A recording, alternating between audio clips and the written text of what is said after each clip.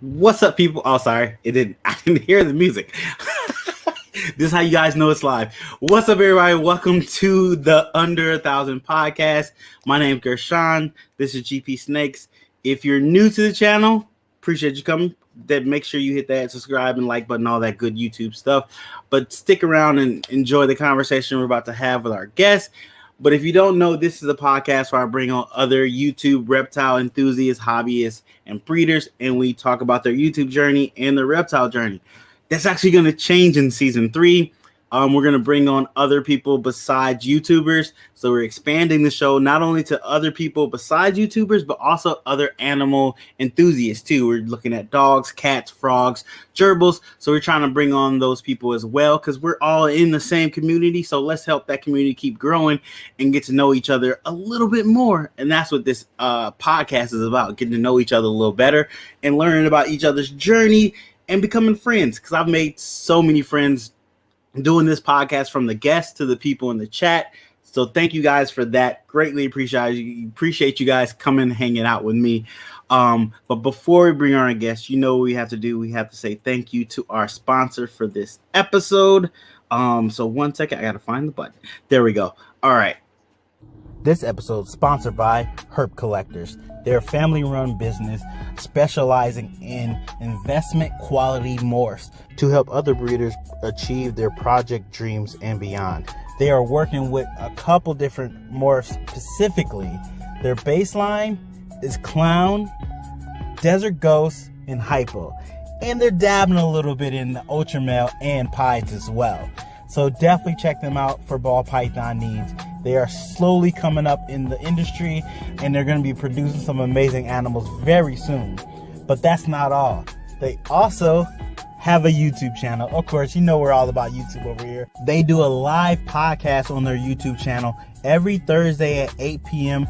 Eastern Standard Time called Clutch Conversations. It's a great podcast. I was actually on it, and Mike does an amazing job interviewing guests. He also brings guests from all over the industry and talks to them. It's a definite watch if you're free on Thursdays. And if you're not, you can still listen to it on Apple Podcasts, Spotify, or wherever you find your favorite podcast apps. Their mission is also to share the excitement of working with these reptiles, as well as bringing people together to promote and preserve our hobby. So what are you waiting for? Go follow and subscribe to their YouTube, their Instagram, their Facebook, and their TikTok. Thanks for sponsoring this episode, Herp Collectors. Thank you again, Mike and Herp Collectors, for sponsoring this episode. Greatly appreciate it. Definitely go check out Clutch Conversations. He had one yesterday with the homeboy Ray from Unusual Suspects. Go check him out. He had a great conversation. Ray was getting a little deep on some of that stuff. I had to hold back tears, but definitely go check that podcast out. Definitely we watch that. Tell him I sent you and just go have some fun. Mike has some amazing guests, and he's definitely coming up big in the podcast game, so definitely go check him out. But thanks again for sponsoring this episode. So before we bring on our guests, let's go ahead and bring on our guests, and then we'll say hello to everybody in the comments. So here we go.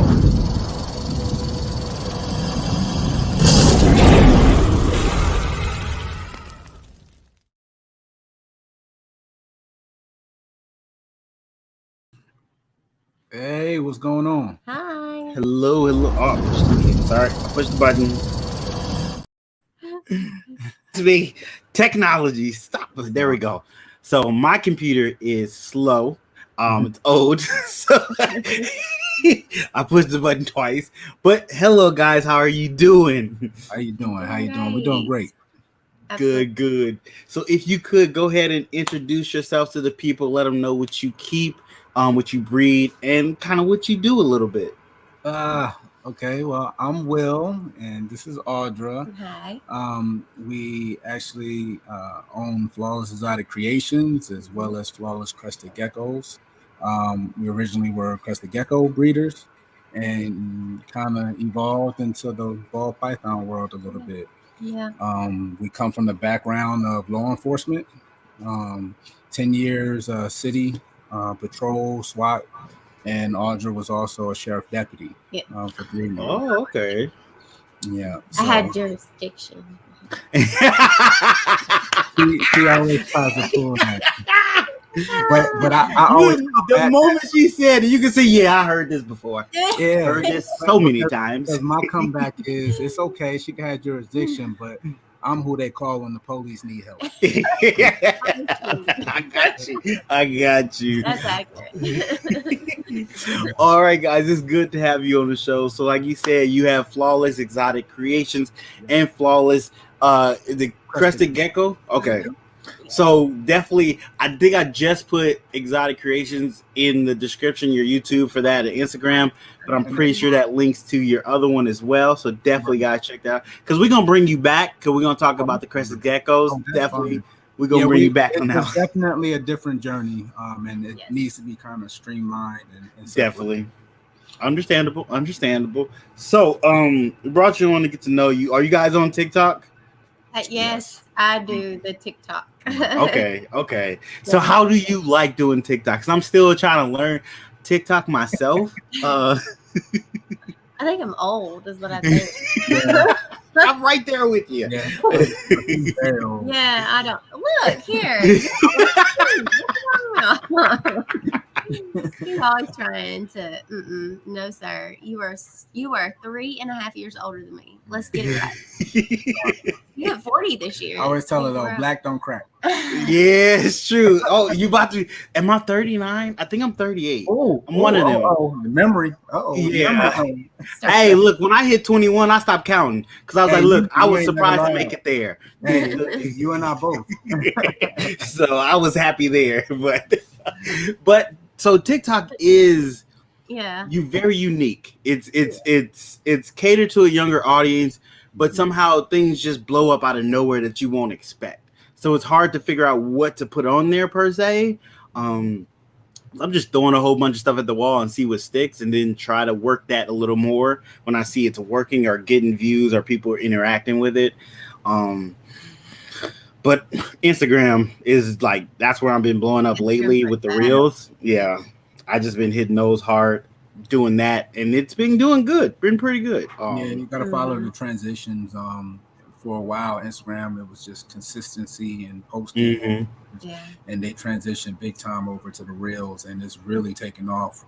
We got monetized a few months back on Instagram. Oh, congrats! For Flawless Crested Geckos, and we on that track with Flawless Exotic Creations as well.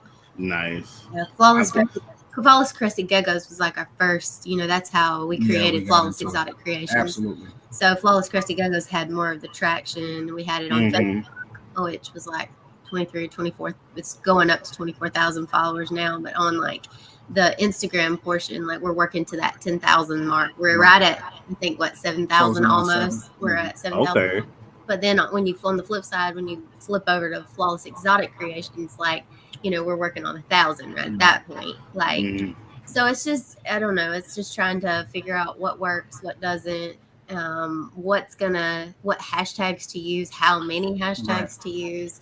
The same with TikTok. TikTok's just a different animal. I will say though, the different fields, to me, knock on wood, it's a little easier to increase your reach dealing with ball pythons than it is with geckos from what we've experienced so far. I mean, the ball python market is massive. Oh yeah, it is so big compared to all the other reptiles. Correct. It's about 1,001 easily. Yeah, so I can understand that. That makes perfect sense. And there's a snake that people usually they go to a little faster. Yeah. Right. Correct. Hey, I get tongue tied all the time. You're like, what's that word? Because I normally do my liners and I have a list when I wear them, so she always making fun of me. Yeah, it happens. You just got to look for another word sometimes. It's funny, but he makes fun of me all the time because I have a Southern accent. Like, she country. Listen here. Just because I talk slow don't mean I think slow. So you best watch exactly. All right, guys. So we brought you on to get to know a little more about you, find out about your YouTube journey. So we're gonna ask you some questions. We're gonna say hi to some people in the chat right quick. Big Tank Hank, thanks for coming through. Appreciate you. What's up, Will? Thanks for coming through. Jolly, what's up? Thanks for coming through. GAT, what's up? Thanks for coming through. Appreciate you coming through.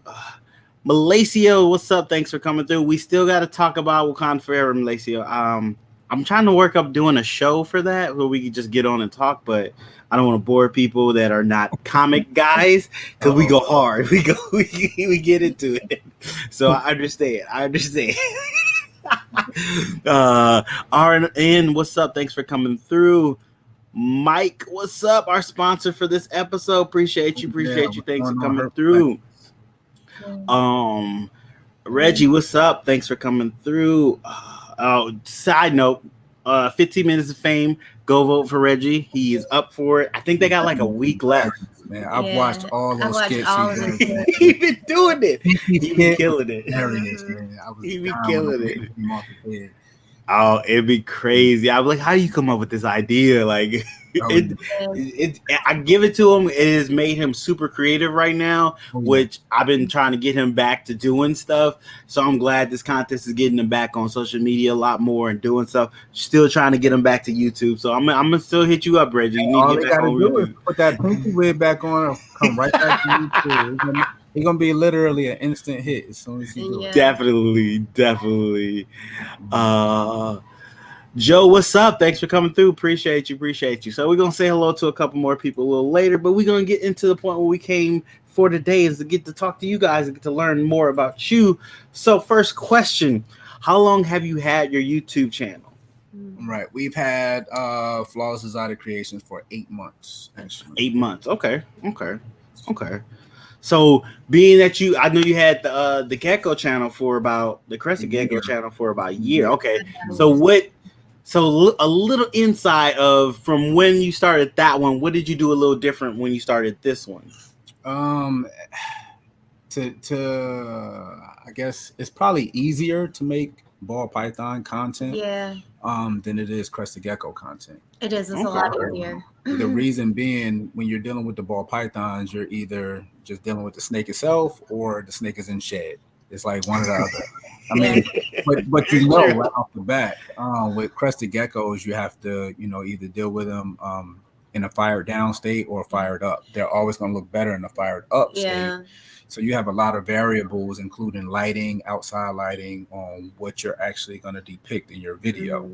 Okay. So it's tougher, a lot tougher. And too, like with Crested Geckos, they're a lot more, they're moving, they're on the move. Yeah. The ball pythons, a lot of times you can just stick them on the table and they like ball up and they're good. Like you can talk about them and not have to worry about them jumping here and jumping there and all over your face and everything.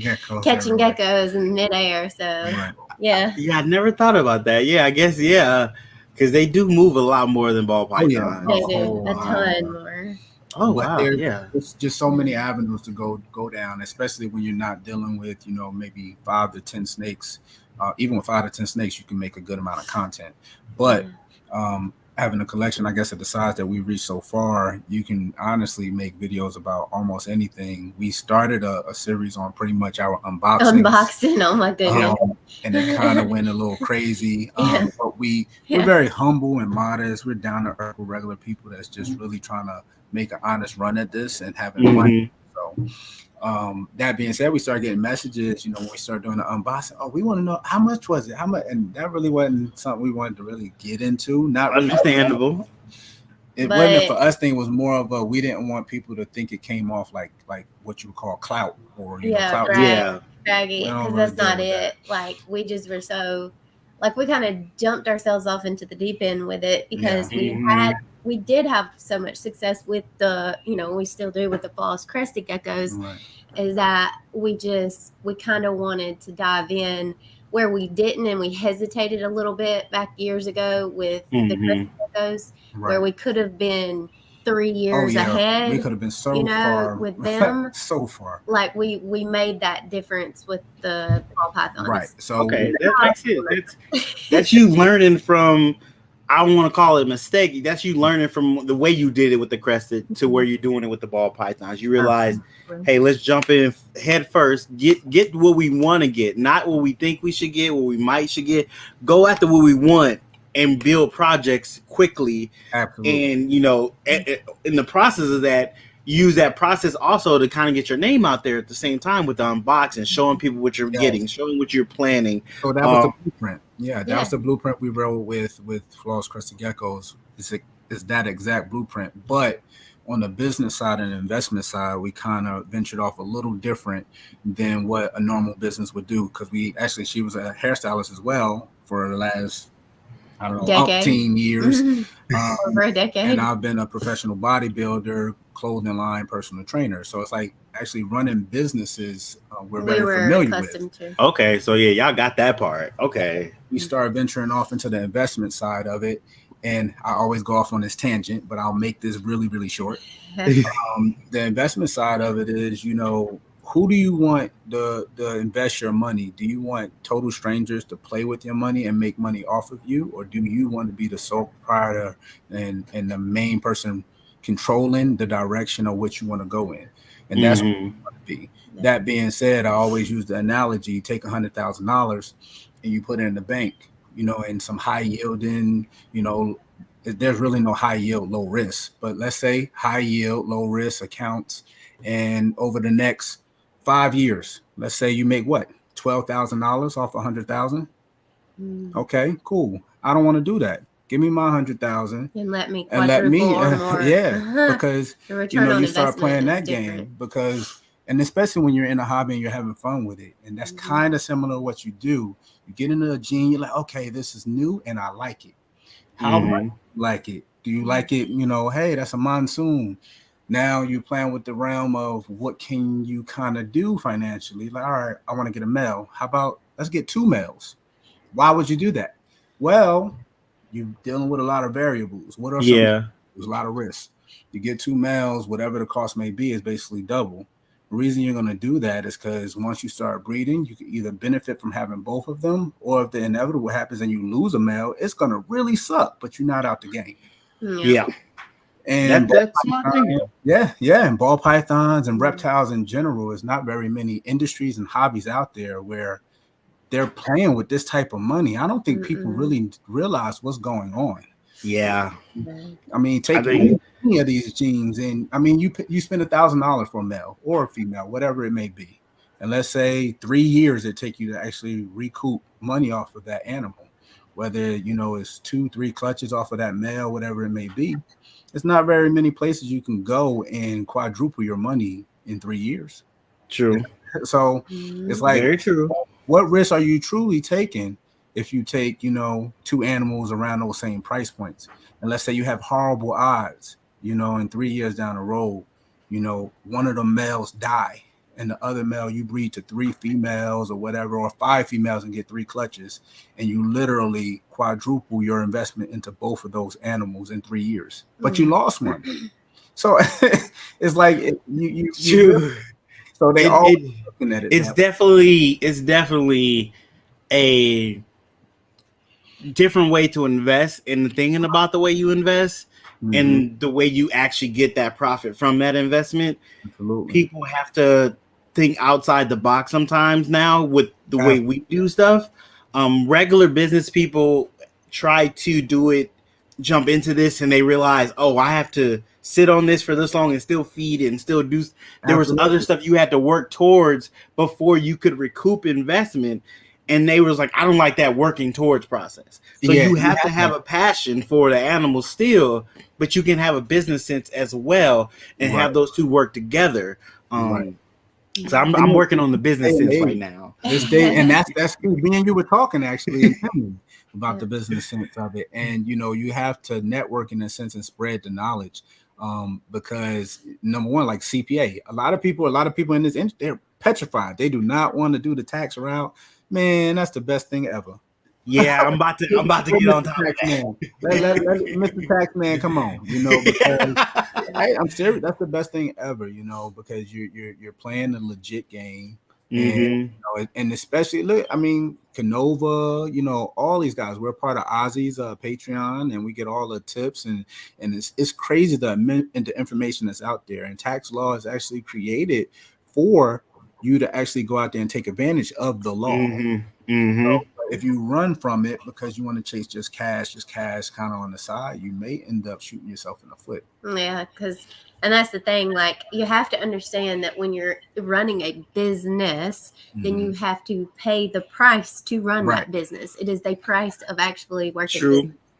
So a lot of people get really upset when they're hit with fees or when they're hit with this or that or the third, but that's the cost of doing business. Absolutely. So it's like taxes are just one of those things, and if you're not doing it right, you're actually doing yourself a disservice. That's right. That's what I'm learning. Like when the PPP loans are going out, I didn't have an LLC. Yeah, I could have benefited off of that, like the numerous other people with LLCs, legitimate and fake ones, that benefited from that. And I could have benefited. We came from law enforcement side. They started to come at. Hey, but check it. With that game, they don't play fair. They said, listen, we gave you X amount of dollars on whatever it is. How about you took it? Oh, okay, you invested it. You made money off of it. Now we want it back. Okay, here we got. Oh no, the government, they don't want their money back. They want you to go to jail. They don't want the money back. They want you to go to jail. So I don't want to play them games either. True. So y'all be careful out there. Yeah. But if I had my LLC at that time, I could have benefited, and because I was a legitimate business and would have benefited from that tax credit and that money they were giving out, and I could have improved my equipment, my animals, my setups, all that good stuff, and help my business go to the next level at that time. Mistakes were made. I learned from them. Now I'm getting on top of that. But that's the process. Sometimes that's one of the reasons why some of these Patreons are very lucrative to be in, because you learn about those mistakes before you make them, so you don't have to make them.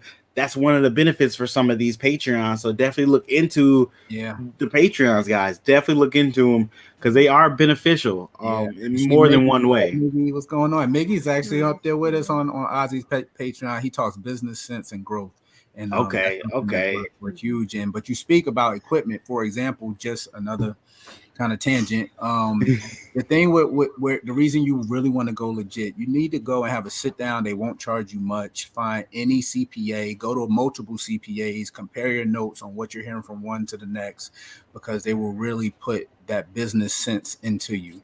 And there's a very good rule of thumb. You ducking and dodging, maybe paying a little bit of tax here, a little tax there. You may actually benefit from actually going LLC and putting everything in black and white, putting it in document and everything, because like even right around this time now, okay, if you make $100,000, and this is all just a basic comparison, you make $100,000 in profit.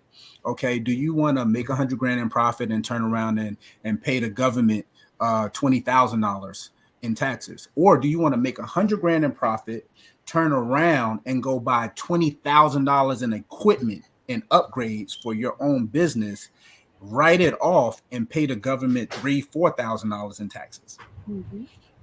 So you need to make it has to make sense. And it does. You got to get a CPA who actually knows what they're doing. Right. The fact of the matter is that when they don't, they can really screw you up. So like, for instance, I had one to begin with, and even though she was very good, and I trusted her, when we got into this business, I think she might have been a little over her head.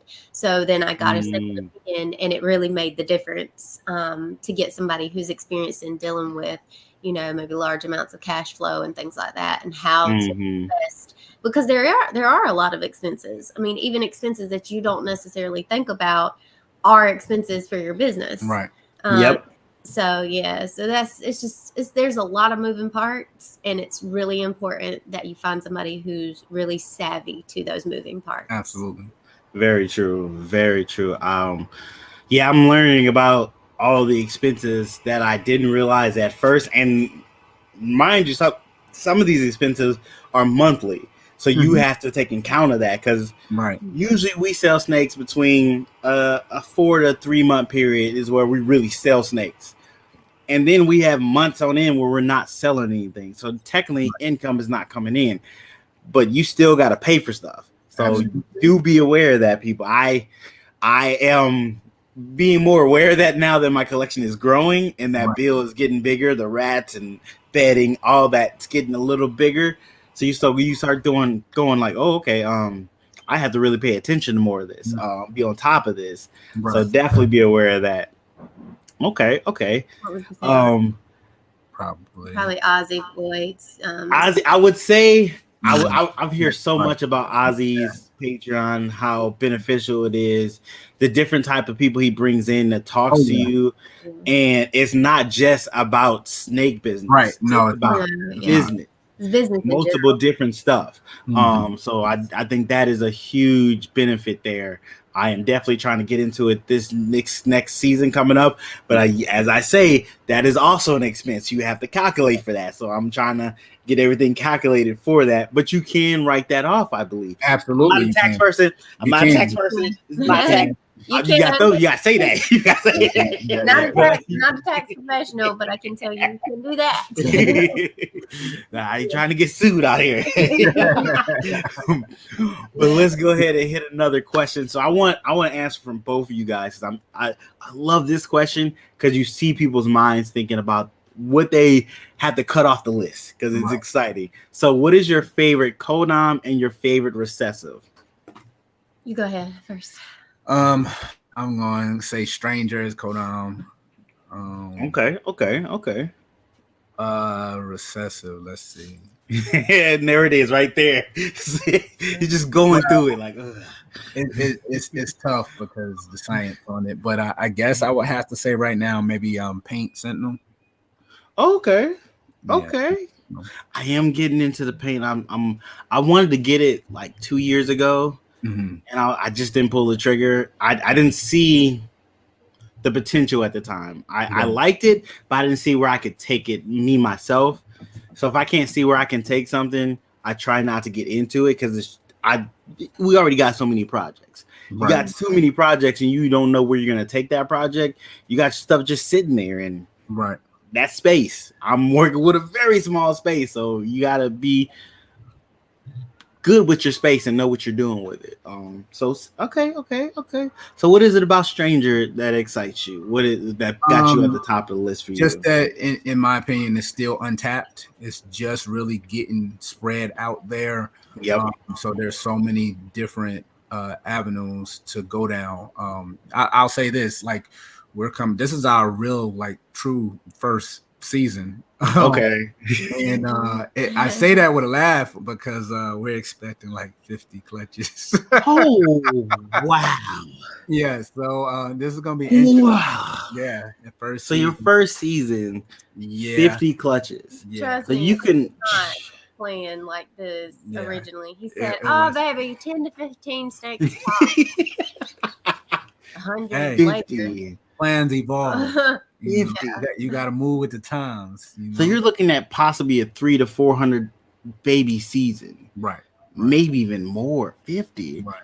I can't even like fathom. We have multiple locks, and I got to put them on the ultrasound, but of like 60 snakes total. Oh, that so was we're fun. expecting. We did the ultrasound thing 50. Okay. Yeah. Ooh. Yeah, I know. But it was what happened was, what happened was, see, I was allowed to have a mistress, and it's called Morph Market. Yeah.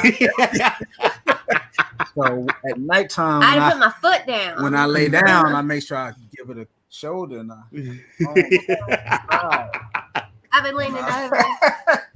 It's been many nights where I've been on that phone. Man, oh no! How about that's the first website I get up 6:30 in the morning. I'm on Morph Market. Look, get up to pee at night. 40. Look, get up to pee. I'm on they Morph came out Market. with the app. I said, "Do not download that app." And I downloaded. And he downloaded. I downloaded everywhere. It's saved. I need, but you know why? Because it's helped me. It's helped me out so many times with things you didn't know you needed. You know. Yeah. Yeah. You know. If you Yeah. didn't, you See what happened was like, did you really need it? Yes. So we're in the hunt. So we're working with the monsoon gene. We're deep. We got Okay. and we're running that route. So the plan is to, breed and make our heads, maybe pick up a head, maybe pick up a visual, grow it out and go that route. Well, we kind of leaped ahead, 3-4 years maybe, because ended up jumping on Morph Market and it was posted literally for 15 minutes. Someone bought directly from Dave Green. They had a normal 100% het monsoon female gravid that they were letting go, and it was $7,500. I said we got to have that immediately. So we got it and got it here, and we were able actually hatched out 2 babies from that. And we have 2 babies now from a breeding we didn't even do that are both basically, one's a normal and one's a banana. Both of them are 50% double het pie monsoon.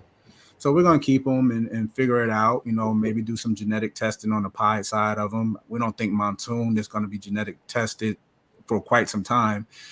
So we'll probably figure out which way we want to go. But having that period, even without it being gravid, next year now we could take that 100% breeder proven female to our visual male and hatch out visual. So that's why I said some stuff you don't know you actually need till you see it. At that price, yeah. I mean, you weren't able to get hets at all, het females at that. Exactly. You had people jumping out the water for POD-S hets $2,000 and $3,000 at that time. So. So my dogs just knocked down my phone. So before we get off of this, what is your codom and your recessive? You might as well not even ask me that question. I mean, I swear, it's like each time it comes in, each time we get a new snake, I'm like, oh, I think this is my favorite now. I thought the other one was your favorite. She keeps switching. This one's mine now. I don't really know, to be quite honest with you. She likes anything bright, purple. Bright. I love orange. Like there's like 7 different genes attached to the orange dream male that we got from Ozzy. Right. And it's absolutely beautiful. So that's insane. Yeah. I like that one. I like anything with bright colors. I'm not, but now I do like that Mojave, the GHI Mojave girl. Right. Like that GHI is Mojave really female. nice. So She's I like really nice. that. Oh yeah, that's okay. So I don't think I can separate it, the recessive codom. I think I just have like a visual like for some of it, the combinations. I don't even know how Ozzy does it, honestly, because I know what we have, and I'm like, wow, I'm extremely impressed. But I'm like, how'd you see that? My snake eye is not here. We got orange stream, super inchy, leopard, hypo, pod, 66% het ultra male from them, and I'm like, nice snake. It's as the years go by, your eye to see stuff will start jumping out at you.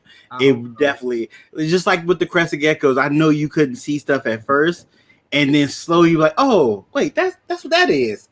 I can see it now. I see what people been talking about. I'm still working on that on certain morphs, especially when we get like 5 into a snake. You're like, I don't see what y'all seeing, but hey, y'all say it's that I'm on board, but I don't see it. I can see 2 of them. I don't see the other 3. I like those hurricanes. Yes, we got hurricane too. Hurricane. Yeah. So those are pretty cool. Yeah. Okay. Yeah, he is. He's definitely trying to get on it. There were so many people came in. Thank you guys for coming through. Appreciate it. I tried to put you on the screen at least. If I didn't say your name, I at least try to put you on the screen so you can see your name up there, because I appreciate you guys stopping by, hanging out with us. 100%. So let's hit another question. Somebody else likes Mojave GHI. Mojave is I was trying to make GHI Mojave albinos for like a year, and I just couldn't get my GHI that was POD-S het albino to breed an albino girl. He bred everything else, but not albinos. So I kind of let that project go to the wayside. I might work back to it later on and add some other stuff to it, but Mojave and GHI are beautiful together. 100%. Albino. I really like the tri-stripe albino that we have, and then I love our black pastel albino. Oh yeah, black pastel albinos are nice. Yes. Very nice. I love that. They're very. I'm trying to make Batman albinos just because they have that black pastel, the spot nose. No, they don't. That's leopard and spot nose. Those dark jeans with the albino look so good. It brings out the contrast, makes it pop a lot more. So I'm excited for that. But I'm trying to move a little bit away from albino and move more into lavender albino because the purples that comes out of that. And I think it has more things that could be done with it than the albino itself. But also rainbow is really nice too. And that's a whole different form of albino. That's exciting. We could talk about this all day. So what camera do you use to shoot your videos? You're asking a loaded question on that. So let's go get into it. Here we go. The issue with the cameras is we don't want to make it sound all snobby and crazy, but no. Let me put it this way: you don't want to let you sound all snobby. Exactly. I like the way he said "we," and you was like, on that. We like, in this car together. If we crash, we look, both. He hands me a camera, and he's like, "Go take this and videotape stuff." I'm like, "Okay," and then I come up to him. I'm like, "I think I broke it." Popping legs off. I'm like, what are you doing? But we have several cameras that we use because I came from, like I said, bodybuilding and personal training on the clothing line, Fit for Reality. So, we hire models and take photography and do, changeable lenses. So we probably have, about 10 grand in camera equipment. Dealing with Canon T6i. You didn't see this look she just gave me. She's like 10 grand. Come on now, that number is higher. I mean, lenses on lenses on lenses. The ZV-1, Sony, the Canon M6, all kinds of microphones, and we just trying to put it all together and now we utilize it on all the animals. Although it's very nice to have that clear picture quality.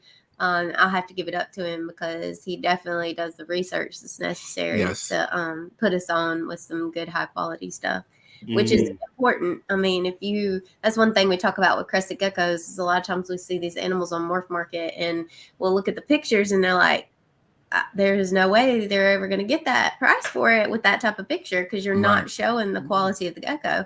Very true. You're not showing the color because I guarantee you if we got that gecko and came home and we turned around and we took a picture of ourselves, that it looks like a whole different animal. Right. So it's like you really got to put in that effort to get the lighting correct, to get the equipment, and there are a lot of like cell phone cameras and stuff that you can use like lenses and things that you can attach to your cell phone to actually make higher quality pictures. On a budget, on a budget. So it's not like you've got to spend $10,000 on anything.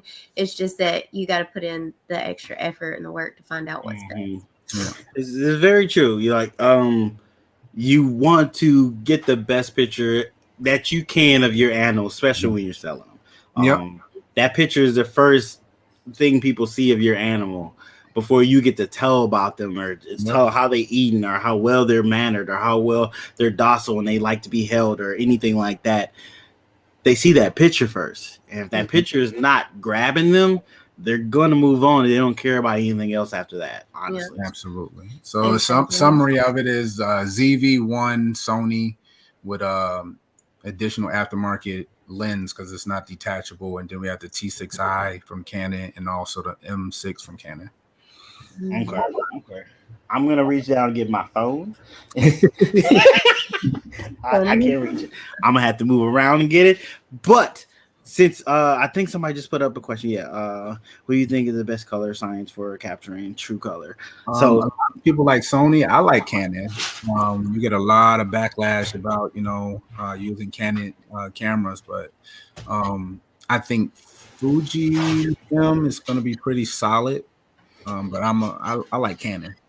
Okay. A lot of people I mean, like Nikon Mhm. and stuff like that. So I haven't had any personal experience with Nikon, but Okay. So I use my phone, so all those words are new to me. Got I mean, I know some of those brands. What I will say, say, if you choose a brand, a reputable brand, you can probably, long as it's detachable, one of their mainstream lines, you can go 2-3 years back and probably be leap years ahead of a cell phone as far as production wise. okay. Yeah.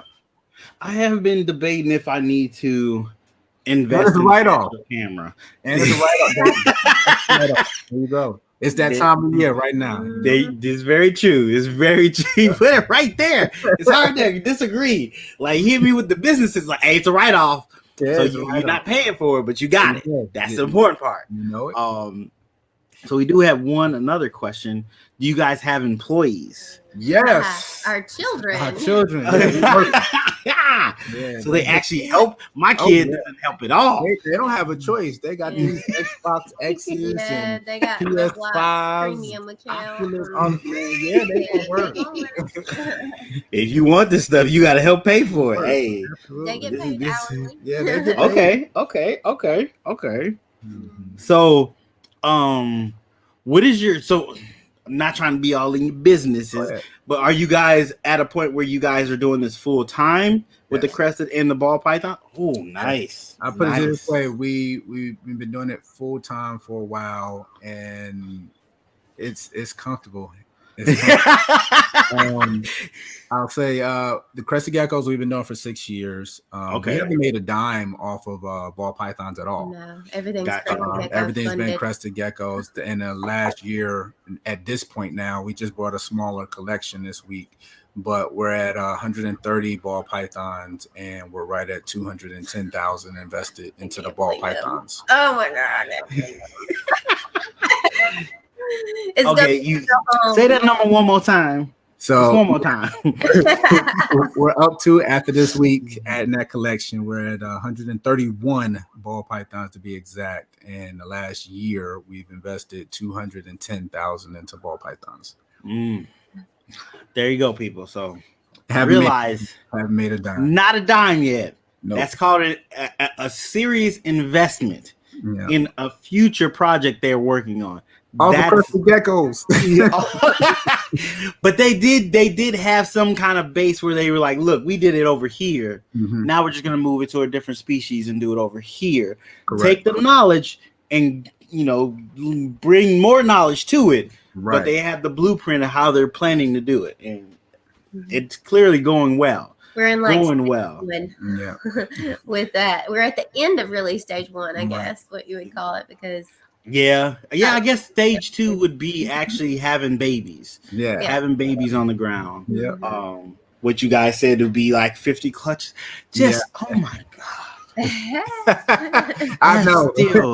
Still that's so, like, how many incubators do you guys have? We have one right now. We have what is it called? The XL, the Sea Serpent Hot Box. The biggest. The biggest one. Okay. We actually just got one from Mike Wilbanks, but we got that for the gecko eggs.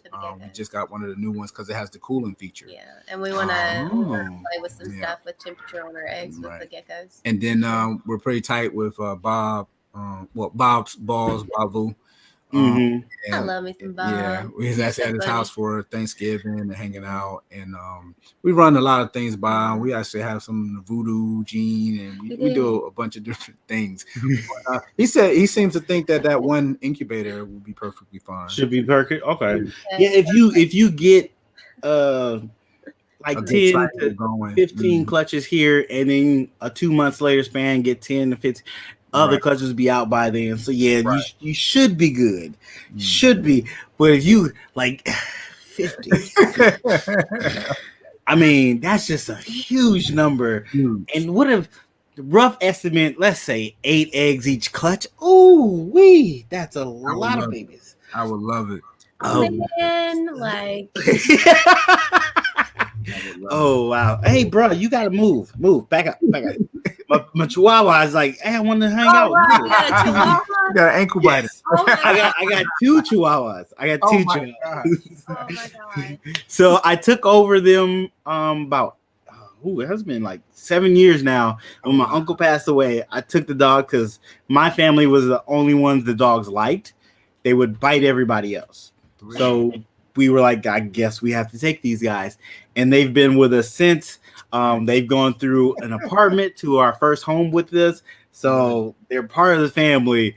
But they're getting in age. They're getting that gray around their face and everything. So it's getting I'm trying to see how my kids are gonna deal with them eventually passing away. Right. This is gonna be like the first like long-term animal they've had that passed away. So we're gonna have to go through that process with them and see how they handle that.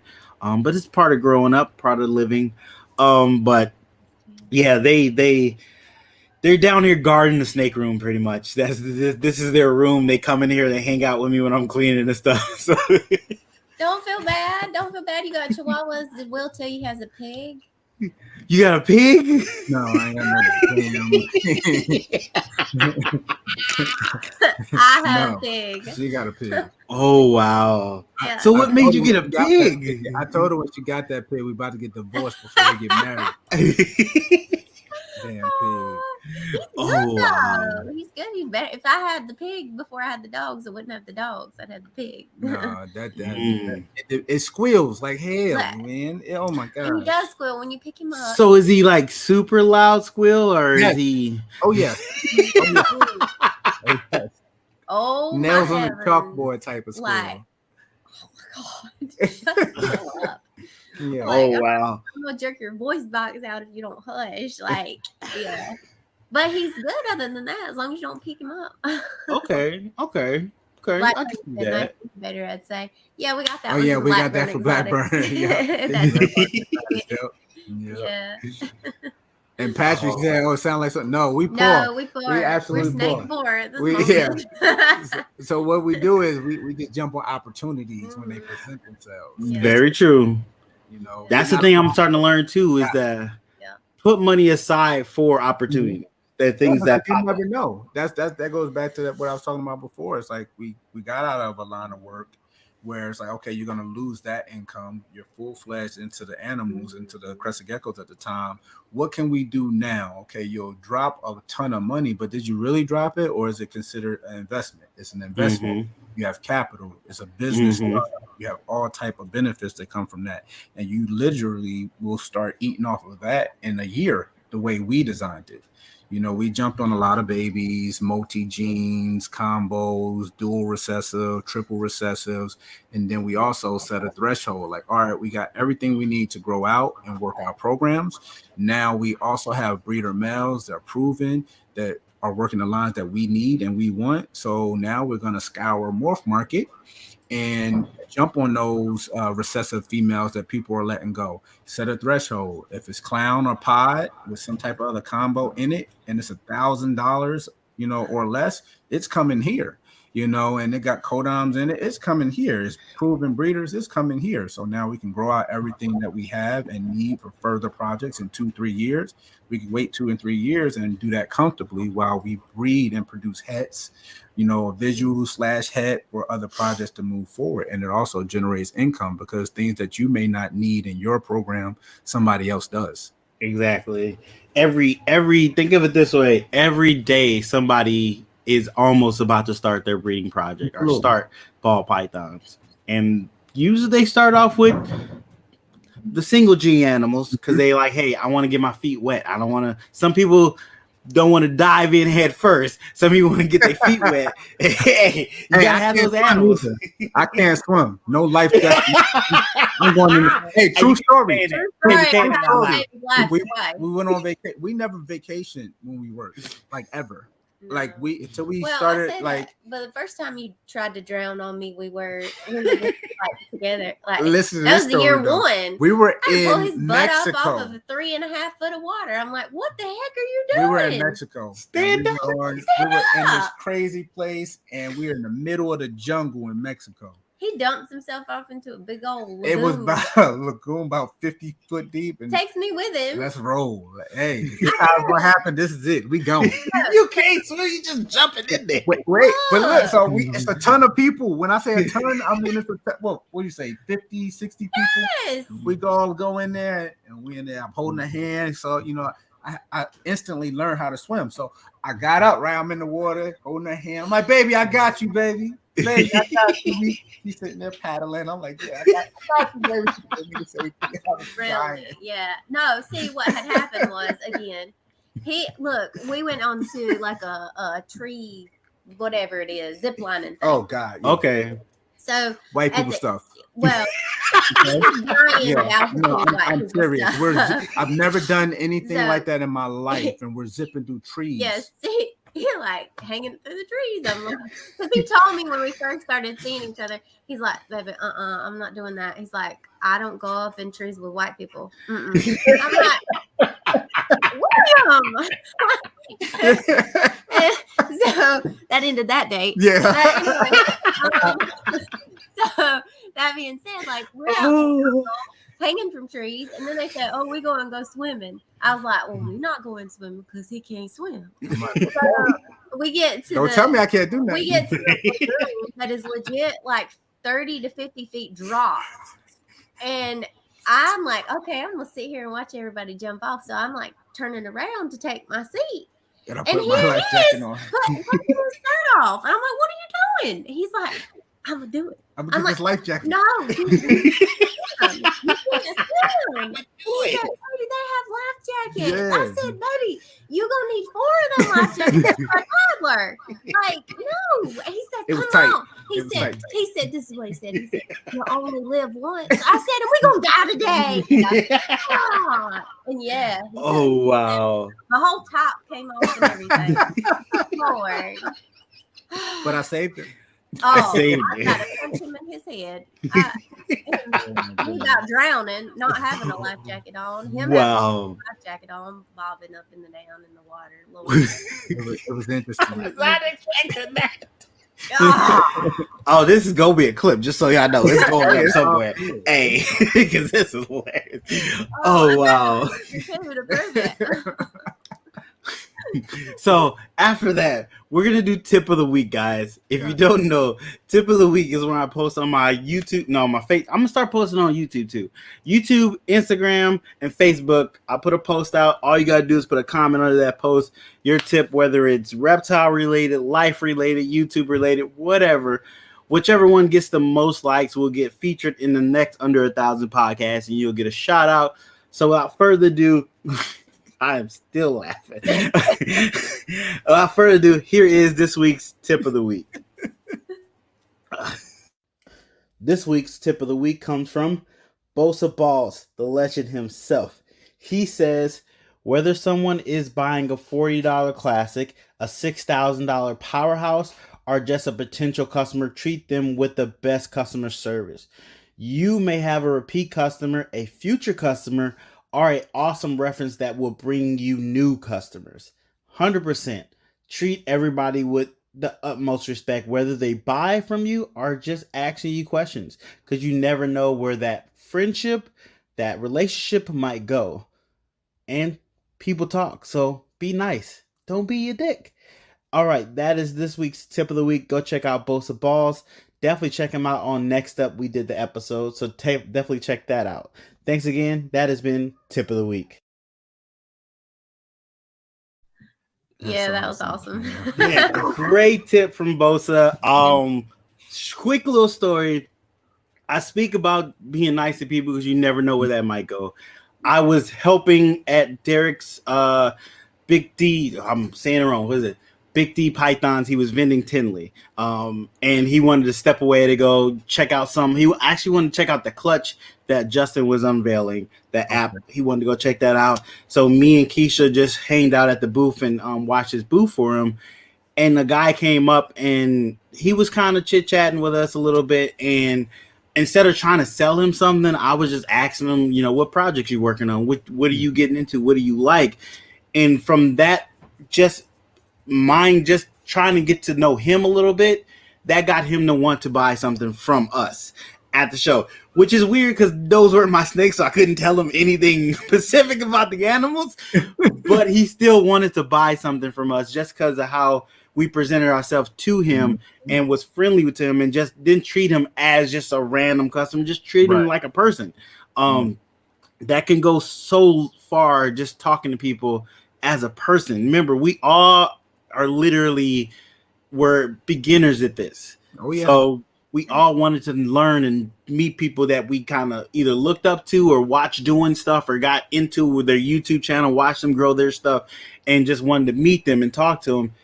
So just talk to people. Sometimes I say that easily here because I'm not the best in large groups. I'm a introvert, so I don't like to be in large groups and talking to people. So crazy. I'm an introvert, but I guess I'm kind of a chameleon because I also have like no filter. I think I just rubbed off on you because the thing is that like I'm just like friendly, I called anybody, whatever.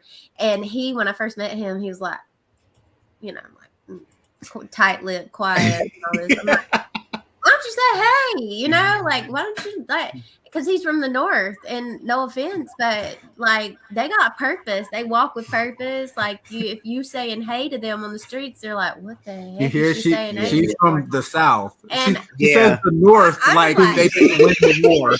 Like who's from the north? I mean, it's just you've heard that like that southern etiquette type thing, like like.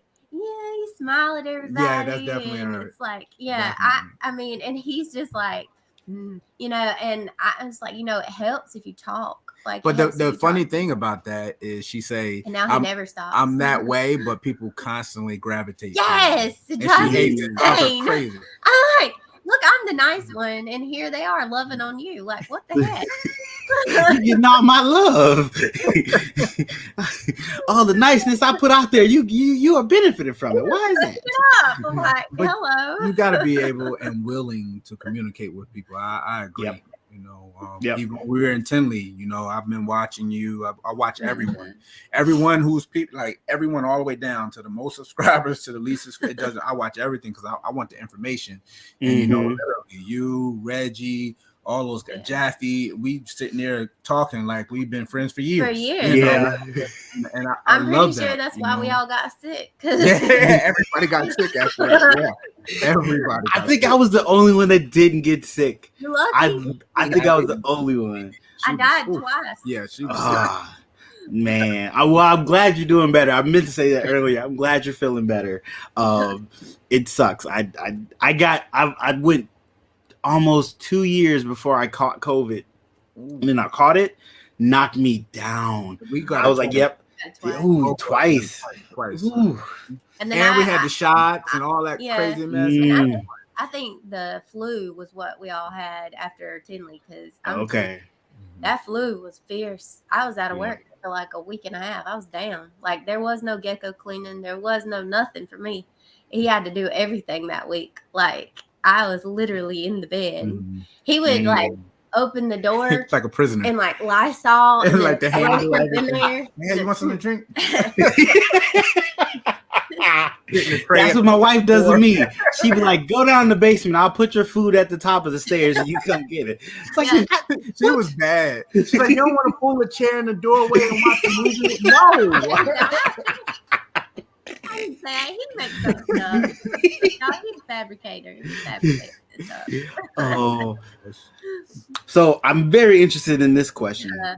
So do you guys breed or buy your snake food? So at the moment and probably forever, we buy. We buy from Carolina Rodent. He's local to us, but pretty large scale rodent breeder. And he's actually doing a big expansion right now. So we're actually looking to go into a partnership with him. Okay. So that'll work out great. But yeah, we don't plan on breeding our road. We just do it as a tax write-off. It is what it is. It goes back to that tax write-off. Understandable. We absorb it into our operating costs. So if we do the end of the year, and even it's not, but say if it's $20,000 a year to feed our collection, then it is what it is, and that's going to be what we're going to write off and give to our CPA to do everything we need to do, and we're just going to absorb it like it is what it is. Well, we kind of need it too because geckos don't cost that much to feed. Absolutely not. So it's like, it helps offset that to have the other. Who was that? The was Chihuahua. That was the Chihuahuas. Yeah. And they be quiet.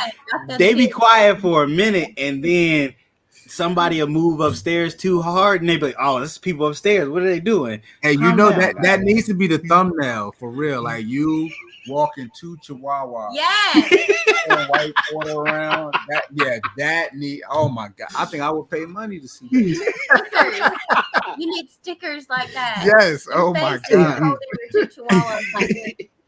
I so often walk him in the neighborhood, and I'm in a predominantly. Yeah, I'm not walking them at night. I don't need no questions like what you doing with these little dogs at night. I don't need that.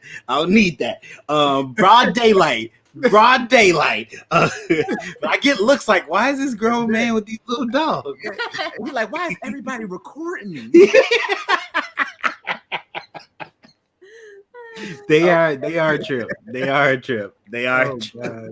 I mean, I'm not gonna get no more dogs after this. Because I take care. We have besides my snakes, the 2 dogs, we have 3 fish. I'm the only one that takes care of everything. I'm the one that feeds everybody, washes the fish tanks. I didn't even want fish. I didn't want fish. I wouldn't be talking too loud. You real loud right now. You might gonna be on the couch. I've made this very clear. Very clear. The next pet that comes in this house, I will not lift a finger for it. Y'all better know this. We'll see how long that pet stays.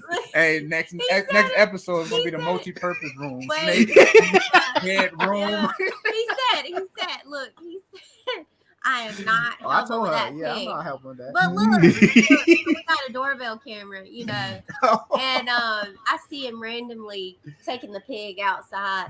Go pee. The pig is potty trained. He won't go to the bathroom in the house, so that's great. Oh wow. Yeah. That's crazy. I didn't know you could potty train a pig. That's why I sent him downstairs too. Oh God. Yes. Just get banished to downstairs. Oh, thank you. Yes, guys, make sure you're following everybody in the channel. I'm in the chat. I made you guys blue so you click on each other's names and go to their channels, hit that follow button, and you don't even have to stop watching the live. That's the beauty of that. So definitely click the names, get to know each other, follow each other, help the community grow. That's 100% what we're trying to do here. Meet somebody you haven't met before and learn something from somebody you never talked to before. That's the best knowledge out there sometimes. It's kind of crazy because like you'll see a lot of people that you interact with on Instagram and then you don't realize you're not following them on Facebook or to YouTube or whatever because you're following them on Instagram. So it's like I try to do a temperature check of all my like who we're following, so I make sure I follow people. But if I'm not following, like I always tell them, send me a message if I'm not following you for some reason or another because I probably think I already am. It is so hard keeping up from so many different platforms. Absolutely. I think the last platform I stopped using was Vero. I stopped using that one. Started it and never really utilized it yet. So I just didn't see a lot of traction from it. So I was like, I might still just post here and there, and but I haven't seen any traction from it. So I'm like, why put this energy into this where I could put it somewhere else? Because time is very, very precious. You got to make sure you're using it right. I'm still learning that myself, how to use it properly. Yeah, we understand that. So let's get back to these questions. What do you use to edit your videos? So we used to use Adobe Premiere. No, let's put it this way: I did, but she finds it complicated or whatever. So understandable.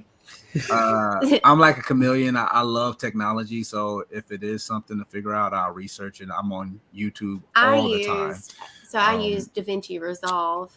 But actually, before that, what I was trying to do is like VN editor for my phone. Like I do a lot of things on my phone, and I hate that. and he hates that. So I was like, why? Why do you hate that? Because you don't get the full effect of what's going on. Like she typically she's never. This is the issue. So. Because I'm about to hit a touchy topic. It's funny. I'm looking for, in life they have common denominators, right? So there's something common in the situation. So if you get phone 1 and it's like, damn, this phone sucks. You get phone 2, this phone sucks too. 3, this phone is horrible. 4, it's like if all these phones is bad and it's the same user using these phones, maybe it's used. I think and I always I say you need to check the UE. That's user error all day. So if you have that mindset of okay, something's always wrong with my phone. No, I don't want you to do our business edits on your phone. You always got something wrong. And then her fix is to slam it on the table. That ain't fixing it. It won't. That don't. It will. Like that don't. Oh my god! So that's why I prefer we got the new MacBooks and all that. So when we upgraded that, he got me tax write off. He got me. Message. He's coming on stuff to break eventually, so he has to fix it. So we got that and the iPads and all that, and then we basically got the DaVinci Resolve software. So I transitioned from Adobe over to DaVinci, and we both utilize that now. Yeah. Okay. Yeah. So is that one a little easier, user friendly? You feel? For me, I can do it all. But we know you got this technology, boy. You literally up there watching YouTube's like, oh, is that how you do that? Okay, enough said. Let's get it. And then what you do, you save it in favorites and label it. Yeah. And using it, man, I got so many playlists of different things, from building a wall to building a rack to using this kind of software to lighting, camera. People don't know how to use it. I've been telling them. Mm-hmm. So we do DaVinci Resolve. Yeah. I do have VN Editor, and I do use like a host of apps to create certain things. Like I think mine's like you use Pixlr, but I use Pixel Cut. And I can like take stuff out of pictures and take backgrounds out and all that kind of stuff. And so that's how we create our thumbnails. I also create thumbnails with Canva. So that's another editing thing that I use. Yeah. So it's kind of like a host of dabbling in Canva a little bit on the last like month or so, playing around with it. So I'm gonna start using that a little more with my thumbnails to give it a little more pop and make people. If people not clicking on the video, it's hard for them to watch it. So you got to get that. That's your first introduction to them. So you got to make it exciting and want them to click. So I'm working on making those a little better. It's an art. It's an art. You got to learn it. You got to take the time and get into people's mindset of what makes you click something and try to transition that to your thumbnail. It changes from month to month because we're human beings. We're always changing. So you got to evolve slowly but surely. You got to keep evolving as we go. Absolutely. I agree with that. I totally blinked what we were talking about. Oh, okay. No, I got it now. So with those are your YouTube videos. So you use the same editors for your Instagram or maybe your TikToks? I still use DaVinci for a lot of the Instagram stuff. Actually using the specific app that I'm in, like so Instagram or YouTube or TikTok, they're at their editing purposes. Like now I may use VN Editor just to splice together some things, like to get my timing right. For certain ones like YouTube shorts are super difficult for some reason. I don't know. They hadn't quite got that all together yet, I don't think. But like Instagram they have transitions now, but like TikTok for the longest time, theirs were, they had the transitions and stuff like that and like the effects that you could use. But yeah, so like music and things like that with our Instagram account for Flawless Crested Geckos, where I do tons of reels and stuff, we actually are a business account, so we can't use some of the popular songs and things. So you have to kind of go around it a different way. Okay. Yeah, so it's just like there are so many levels to that. Right. Using outside, or using the actual app editing tools. But it helps with those algorithms too. I found, because if you use something outside of it, Instagram's algorithm can figure that out. I guess Meta figures it out if you don't do it a certain way, or if it changes from week to week, because there's always a change. And that's one thing, like you need to constantly be switching up your hashtags and stuff like that, and seeing what's actually popular and what's actually hitting, because if you don't, you'll like 2 or 3 views. Plus, the reason I use the outside software is because the same thing with the algorithm that can also benefit you as well, because a lot of time people don't even read your caption down below your whole write-up about your picture. They see your picture or your video, and that's kind of what they roll with. So if you want to get a message out there in a short message, I'll put it in the video. But if you use that in Instagram's algorithm, they don't really push your reel. So what I'll create the same platform. I guess it's considered portrait platform in a video, 9x16 or something like that. Right. Yes, and DaVinci, and I'll come and roll through and start a video, and then you can bring your words in wherever you want it. It don't have to start with your words. So I kind of circumvent that issue with that.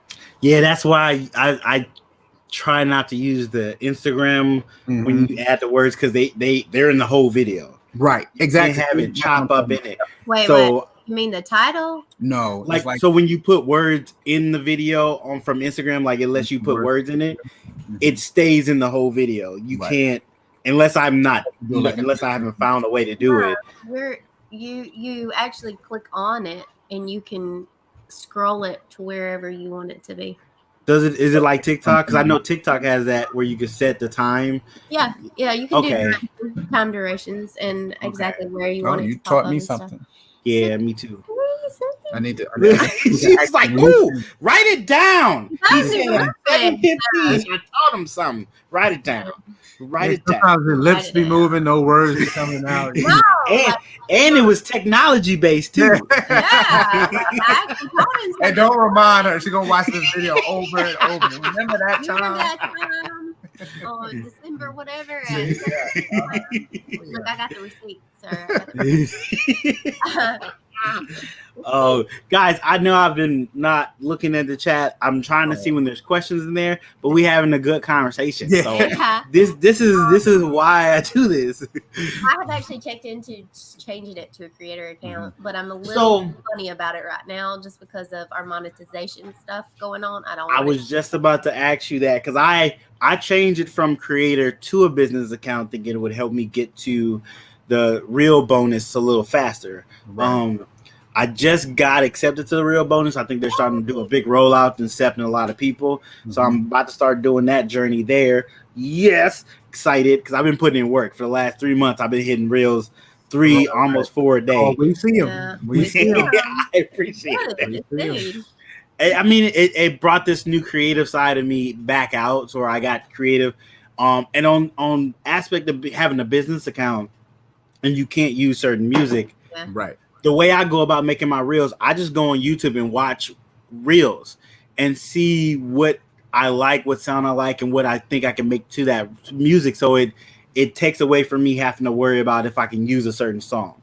Yeah. I already know I can. It's already there. So I just use that sound. So just a tip out there for anybody.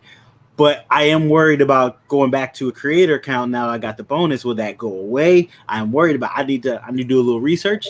But yeah, I get understand that being something to be worried about. Because you work hard. Oh yeah, and you get marked for it a lot too. We don't really play that game anymore because we got our account suspended. Okay.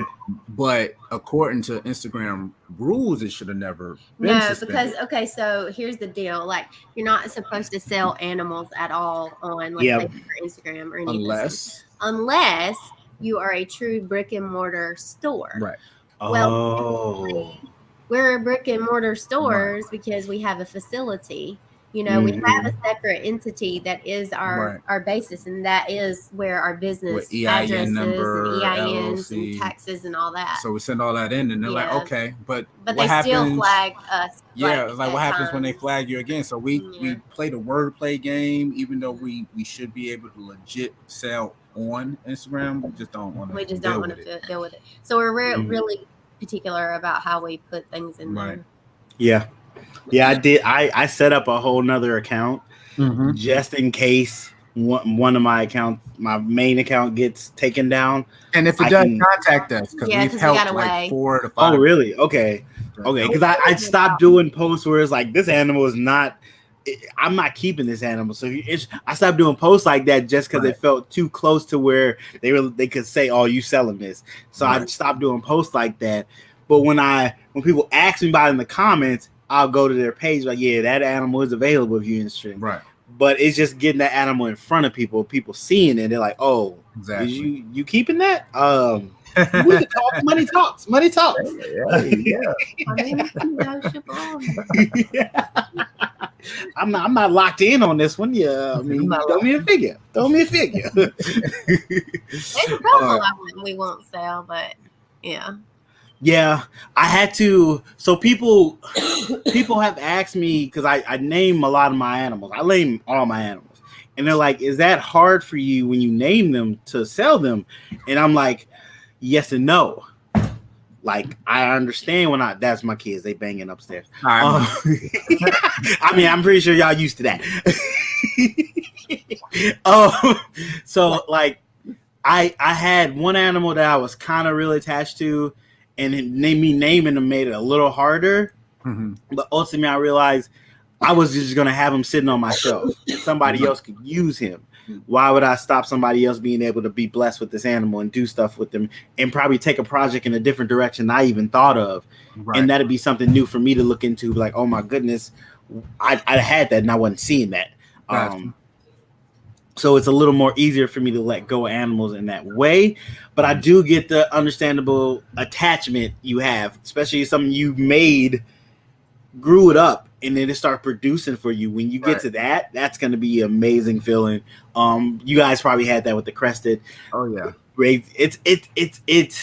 it's another, like, your first high is your first eggs you get, first eggs you ever produce. Your second high is the eggs you get from a baby that you produced. And then your third high is making something that you've been trying to make for years, and you finally get it in the egg and it comes out safe and it's healthy. There's levels to it, and you just keep going up. It's amazing feeling, 100%. But I forgot where I was going with this story. But selling animals. So yeah, it is a little difficult, but I had to get into a business since, like, yes, I do love these animals. I'm taking care of them like I love them. They're here for me, but I do know somebody else can use them. So I'm okay with letting them go to the right people when they need to when their time here is done and they've done what I can do with them. I'll let somebody else do something else with them, what they can produce some better stuff to me. Maybe, but it's growing the community, and that's what's most important. Sharing the love, 100%. So we only have one more question. So guys, if you have any questions for them, put it in the chat. I will definitely try to get to them. We'll see. My last question usually leads to like 2 or 3 questions, but this is my last question I have. So let's see where we go with that. So for both of you guys, what is your dream morph to make? That changes. Exactly. So that changes. So we were lucky to make a pickup, but working something that we may produce this year.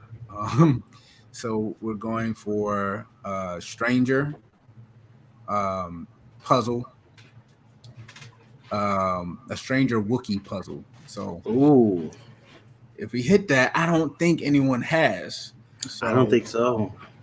We're hopefully we'll do that this year, and it will I don't know if anybody's hit Wookiee puzzle. Yeah, it'll be possible. Now that I think about it, jeez. Yeah, because we have a stranger double head puzzle clown male from Roland Iris. Yeah. Ooh, that is nice. Yeah. and a couple puzzle girls. Yeah. Oh, Puzzle, yeah, wow. yeah. That's another project I'm getting into is puzzle. I got a het girl growing up right now. Yeah, I watched puzzle for a bit, and I didn't see where I could go with it per se. Right. It just didn't inspire me right away. So I was like, I'm gonna leave it over there. I'm starting to see some things that avenue I can go with it that I kind of excited about, and I'm like, okay, maybe it's time to dabble into it. Like I said, small space, gotta conserve the space and be able to use animals in that space. But that's yeah. Yeah, that gets me excited. Yeah. Okay. Yeah. I take second base to the snakes. The snakes make us money. The snakes not buying random pigs. So you buy a pig. Let's revisit this. Hey, I mean, it depends on how you use that pig. That could be a money maker right there. This is the yeah, he's gonna be saucy because unless you go into the actual facility or where they're actually breeding these pigs, they say, hey, this is a what kind of pig? A mini pig? He's a mini pig. He's a mini pig. Supposedly. He's a mini pig. Okay. You know them phantom hets? Yeah, it's a mini pig. in another year, it's gonna be 400 damn pounds. Walking around mini pig, and I'm like, oh my god. No, he's a good pig. That pig is definitely bringing up bad memories. Yeah, he's like, oh, that pig. He's outside right now, and bless his heart, I gotta go get him because. So, has this pig been in videos? No, thank goodness. I need to start putting him in. You definitely need to. I need to see TikToks of this pig. I need to see reels of this pig, YouTube videos of this pig. Actually, maybe we should, because then we could probably do a write-off. Yep. All his food, write it off. He's an employee now. He's the mascot. Golly, put him a flawless shirt on. Here's a segment: Pig and Wheel. I love it. The day of Pig and Wheel. You guys go for a walk. I love it. Stickers. Oh my god. Oh, you can have stickers. You can have stickers. Look at this. See, you said this pig wasn't making money. We got 5 ideas right there. Right there. Roscoe the ball man. Woo! His name is Roscoe, by the way. Oh, that's gonna be good. Oh my god. You gonna eat waffles with him? Oh, there's so many things you can do.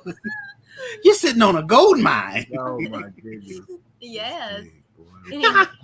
He will flop over and like he wants you to pet his belly. Like so he'll just you'll start to pet his belly and he'll go like a fainting goat. What's up, Jaffe? What's going on? Yeah, awesome. I can see you going viral with this pig 100%. See, you just looking at your gift horse in the mouth right there, and you just mad at him when you should be happy. You should be happy. Oh my goodness. So we did have one question. Did you buy mostly adults? No. So what was your breakdown? Our males, we jumped in. We jumped in pretty deep with our males on getting very specific males, multi recessives, the whole 9 yards.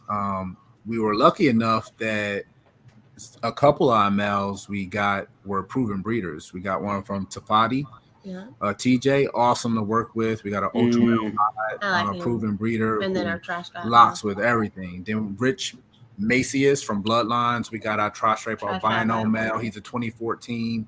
I mean, these are breeding animals. Both of them.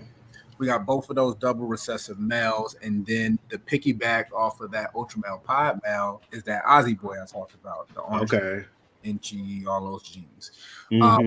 As I breed him now, the thought process is we have a bunch of double hets. We have a breeder double het ultra male pod that's going to be going to the ultra male pod individuals.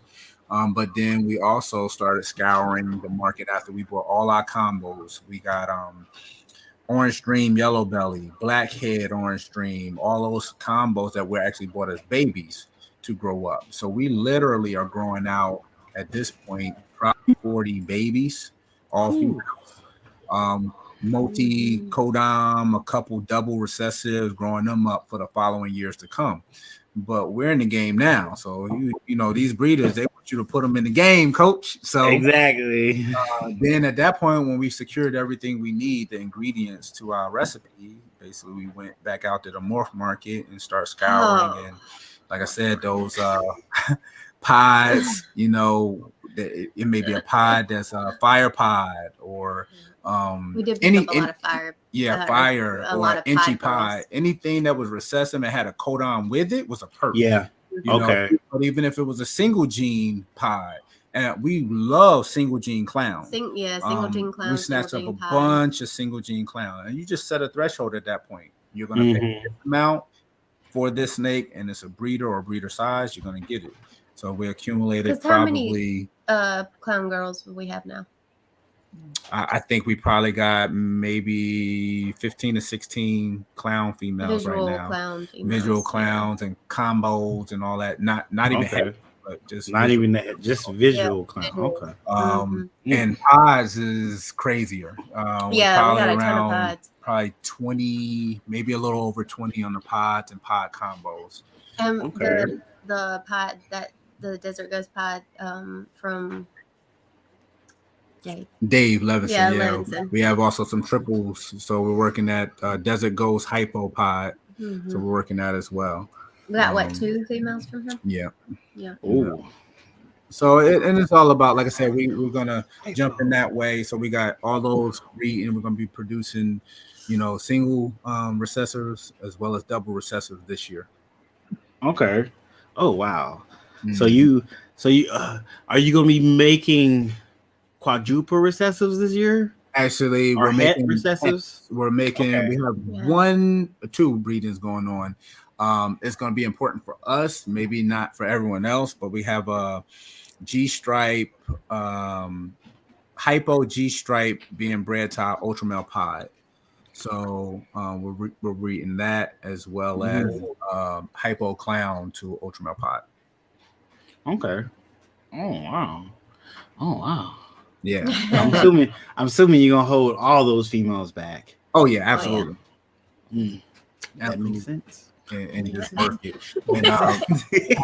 And, we only got 1 Desert Ghost male. We got a breeder. He's doing his thing, but he'll be probably moved to someone else next season, and we'll be looking to acquire Desert Ghost pod. And we seen one up there from Always Evolving that had a codon and had that leopard in it. So it was a leopard Desert Ghost pod. It's looking really good. See, the way my bank account works, I don't look at those things. Hey, you know what? We look from the opposite side, but that's the business sense of Can you afford and you afford not to. So at the end of the day, can you say, not right now, put it off. And again, it's just for asking yourself, project that. Or can you say, hey, I'm gonna drop that 12 into this project and it's gonna hurt, and a year and a half, 2 years, it's a male, you bank 50 or whatever. Like, you just got to play that game. Because we're not necessarily chasing the almighty dollar. We're chasing freedom to do what exactly. Like, that's a lot of people don't get that. See it that way. Right. They don't see you trying to build something to where you can have that freedom to be at home, have that freedom to spend with your family more. It's important. Like that financial freedom opens up so many more possibilities for you that people don't necessarily think about. Absolutely. Your emotional and mental health is so much better when you have the freedom to not have to worry necessarily about how you're going to put food on your table or whatever. Yep. We've been there. Don't glorify being busy, because for the longest time we glorified that. So, hey, babe, bye, babe. Yeah, that's how it was every day. Your relationship suffers, and your kids suffer for it. Your house suffers for it. Everything suffers for it. And so that glorification of the busy person is, you're on that hamster wheel constantly, and you're never everywhere. And so to be able to break out of that and actually enjoy the little bit of life that we do have is what we are actually after. And control your own destiny. It's like I say that all the time, you know, you get out what you put in, you know, it's not the same as, you know, and for everyone that's working a job that they enjoy, keep working what you enjoy. You know, we're not saying, oh, this is for everyone. That's not the rhetoric we want to put out there. But what we would like to say is a lot of 9-to-5s or any jobs that you don't enjoy, it's a handicap. You know, it's handcuffs that is putting on you because you're guaranteed whatever you're making every week or every 2 weeks. You're guaranteed that. So long as I have this job and show up, I'm guaranteed that. And you fall into the system and you start talking yourself into staying. Oh, well, I need these benefits, or I need. No, you don't. You know, there's plenty of people out here in this world, you know, that's not worrying about it. Dude, crackheads get up worried about where they're going to get their next but dollar they go for get crack, it. But they go get it. Exactly. Very true. Very true. You gotta have that mentality. You gotta have it, because you end up falling into a category of, you know, depending on insurance or whatever it may be, but you can create that. Depending on what it is, you can really create that. Do you want to, you know, as an example, stay at a good paying job that you hate? You know, do you want to make $75,000 a year and you're locked in and you hate what you do? Or do you have a passion about anything? It don't have to be about ball pythons or geckos, but do you have a passion where you know the ins and outs of it, where you literally can make quadruple that amount of money and go pay for your own insurance? You said 75, like I promise you, as a sheriff's deputy, and I was working ridiculous amounts of hours, I was making gross pay less than $40,000 a year. Gross pay less than $40,000. So I had literally pulled out of my driveway one afternoon, and I was going from job to job just to try to rob Peter to pay Paul to keep the light bill on. And I didn't come back to my home until 59 and a half hours later, going from job to job, taking care of my kids. And making sure I was trying to just, I mean, that kind of busy, that kind of stress will absolutely just tank your whole life. Oh, it'll take you over. It'll take you over in ways you don't even understand. And then you also got to get into that entrepreneurship mindset, because what ends up when we first went full-blown business, I can honestly go out and say, we invested a lot of money from the beginning, but we continued to make money off it and keep rolling it back into the business. But honestly, I want to say year 2, we probably made more in the business than both of us together. And we were still sitting there like, oh, let's just keep working. And we sit there, we laugh now, but it's like we keep trying to learn from our mistakes. And for us, everyone's situation is different. Man, if we would have went full-fledged 2-3 years ago, we would be so much further ahead than where we are now. I understand. Yeah, that is to take that leap. That sometimes it's terrifying to take that leap. Absolutely. But sometimes that leap you need to take it to get you to that next level. Not having that safety net kind of pushes you to work a little harder for yourself. Exactly. And I 100% would rather work harder for myself than work mediocre for somebody else. And not talking down upon anybody else's job, but ours wasn't really a safety net when you consider for $40,000 a year you can get shot and killed on the job. Like, so it's like, because at the end of the day, like, come home. You know, that hit home for me specifically, because we did my area that I patrolled. Actually, about, I guess it was 5-6 months ago now. I've been out of it since last October, but I patrolled this particular area, and a deputy went just to get a normal random report and got shot in the head and died.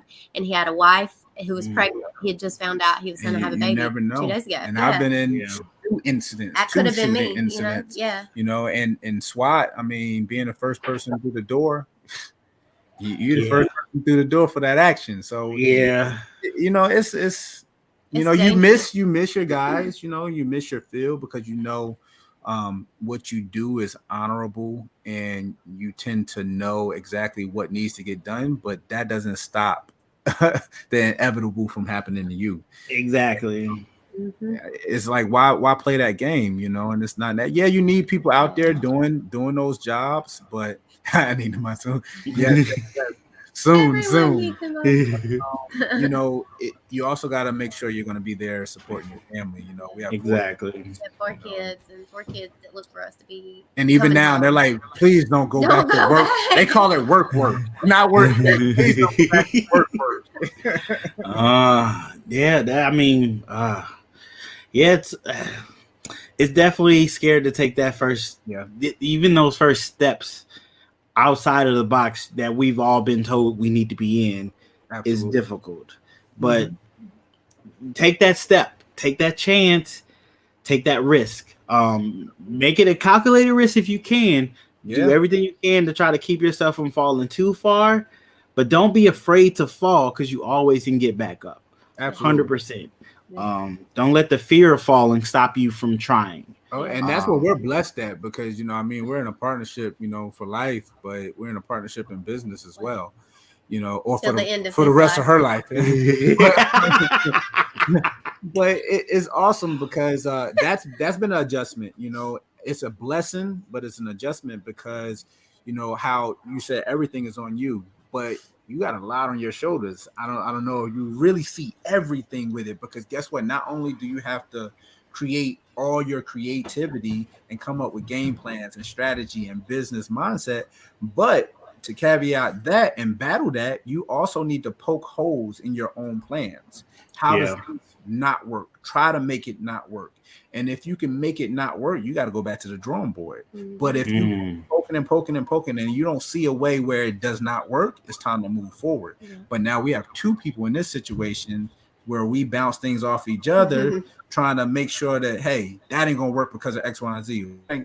We can work together and hopefully come up with foolproof plans and move forward on them. So it's like drive me crazy. Yeah, it drives her he's crazy. So logical and realistic, and I'm so creative in the clouds. Yes. And it's like, yes, it's a good balance, but at the same time, like, you don't like any of my ideas. Yeah, that ain't gonna work. That ain't gonna work because I'm the opposite way with my wife. I'm the creative one, and she's the logic. She's like, there's no gray. There's black and white. There's no gray. And I'm like, they got to be gray somewhere. Nah, ain't no gray. We gonna make a little color gray here. Come on, stop playing. I'm over here in the gray scale. Oh wow. So guys, do you have anything besides Roscoe and Will doing their pig videos? Anything else you got coming up you want to let people know about you got coming so they can be ready for it? Are you vending anytime soon? Videos coming out you want people to check out? Let them know. Let the people know. So check us out, Flawless Crested Geckos, across all social media. If you put it in Google, we will pop up number one. Yes. I did that too. You put me in Google. First one. All over it. Flawless Exotic Creations. We got a ton of videos up there, unboxing videos. We don't really do tutorials quite yet because we're, again, fresh into the ball pythons. But if we come across something interesting, we would definitely post it. We post a lot of videos. We do run around the whole country at this point to different shows.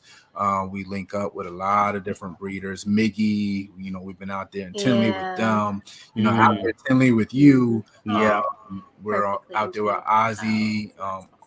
Sloan Morse, Blackburn Exotics are like family, to us. They give us so much information because Blackburn used to Zach and Kirsten are great people. Yeah, used to breed ball pythons. I believe he's getting back into it, but they're awesome wealth of knowledge, and they're also in the crested geckos. Excellent crested geckos, and if you really like leopards, Kirsten does geckos, excellent. So they're really cool. Like I said, they're family, but yes, YouTube. We have a strong YouTube push. We design and promote and push really, really hard. And this year, all of our energy effort is going full blown into YouTube. We love to put out content. We're going to grow like crazy this year. We're already speaking it into existence. Patreon. We have Patreon, believe it or not, and it's maxed out. We have 50 members on Patreon. We do it quite different. We were, knock on wood, one of I don't know if anyone else is doing it, but the first breeders with Crested Geckos to offer a Patreon that actually gives back to your patrons, similar to like AEP, and some of those guys. Savings account for them. So basically. we provide a savings account for them. So every $1 they put in, it's $50 a month. They get it back and can utilize it anytime within their 12 months. Mm-hmm. We capitalized that this Black Friday. We moved over 100 crested geckos during our Black Friday sale that we do every year. We have over 2,500 crested geckos. We produce right around 1,200 a year, and we're constantly growing with some of the most rare. We have one of the most rare collections that's out there. Yeah, we do. We've really built that. Yes. Sort of that recessive. We're on the the front end with some of the actual genetics of it. Right. We really follow a lot of the other people that have really put in the time to do the genetics, and we're starting to isolate genes, kind of like the ball python community is now. Like, we're starting there. So so it's coming. So if you like some of the content and like supporting new breeders, new keepers, come hang out with us. Flawless Exotic Creations channel. Go binge watch some of our crazy funny unboxings we're doing. She does most of them because one thing or another, like I'm out doing she's always sick. She's very sick. So much this past Definitely. year. Hey guys, GP Snakes, Gershon has been amazing to us. Audra has blessed us with her presence. She's extremely sickly, and at her age right now, she's doing great. He trying to sleep on the couch. He made sure he bought a good couch too. It's like it's comfortable, it's cushiony. Hey, I can sleep in the facility. Yes, he can. But suck up that snake poop. We're doing it big. We're trying to give it our all. Everything we do 1,000%. So on the ball python side, we're going to continue to grow and push that whole movement. We're going to have giveaways. We have a whole bunch of stuff planned. So okay. So excited. So guys, all their links in the description down below. Well, not all of them. Their crested geckos links. You just click their Instagram link and it'll get you to the crested gecko links. So they're in there. So definitely go make sure you follow, subscribe, like. TikTok is just follow. Yeah, it's just follow button. Follow all of them on multiple different platforms. Definitely check them out. You guys, they are on Morph Market too. Check them out there as well. Get ready for these pig videos because they're coming. We're very excited for that. I'm gonna keep reminding you every week till I see some pigs. So get ready for that. But before we go, guys, we have to go say thank you to our sponsor one more time. So without further ado, here's our sponsor for this episode. This episode is sponsored by Herp Collectors. They're a family-run business specializing in investment quality morphs to help other breeders achieve their project dreams and beyond. They are working with a couple different morphs specifically. Their baseline is Clown, Desert Ghost, and Hypo. And they're dabbing a little bit in the Ultra Male and Pieds as well.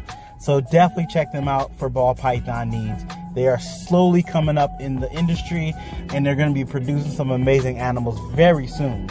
But that's not all. They also have a YouTube channel. Of course, we're all about YouTube over here. They do a live podcast on their YouTube channel every Thursday at 8 p.m. Eastern Standard Time called Clutch Conversations.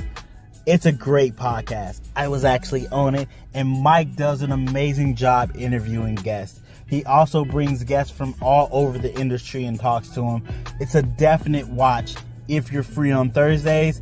And if you're not, you can still listen to it on Apple Podcasts, Spotify, or wherever you find your favorite podcast apps. Their mission is also to share the excitement of working with these reptiles, as well as bringing people together to promote and preserve our hobby. So what are you waiting for? Go follow and subscribe to their YouTube, their Instagram, their Facebook, and their TikTok. Thanks for sponsoring this episode, Herp Collectors. I like that. Guys, stop barking. They start barking right at the end. I was giving them too much eye contact. Okay, go.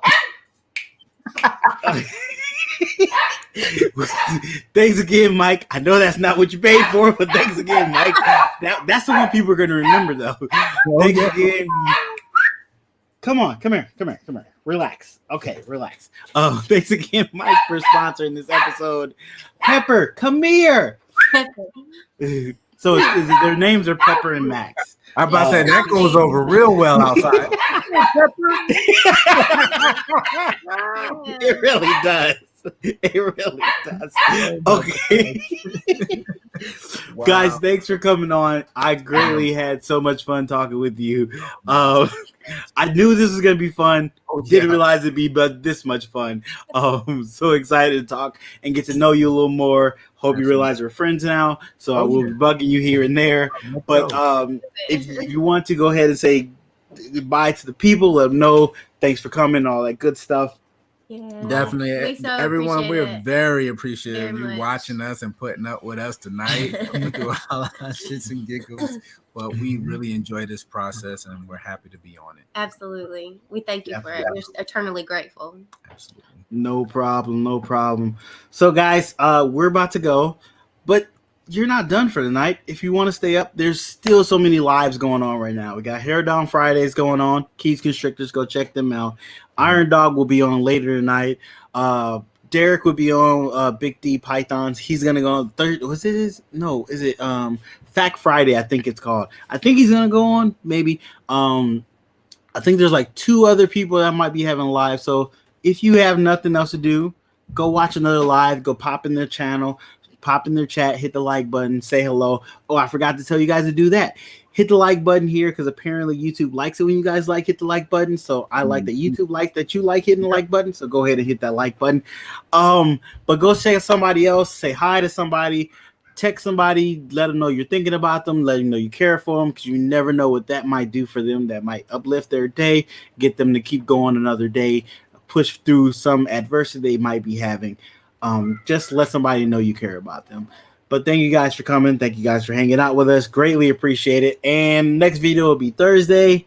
I think that's all I got on my docket. But go tell someone you love them. Appreciate you guys spending this time with us. All right. Everybody, have a good night. Bye-bye. Bye.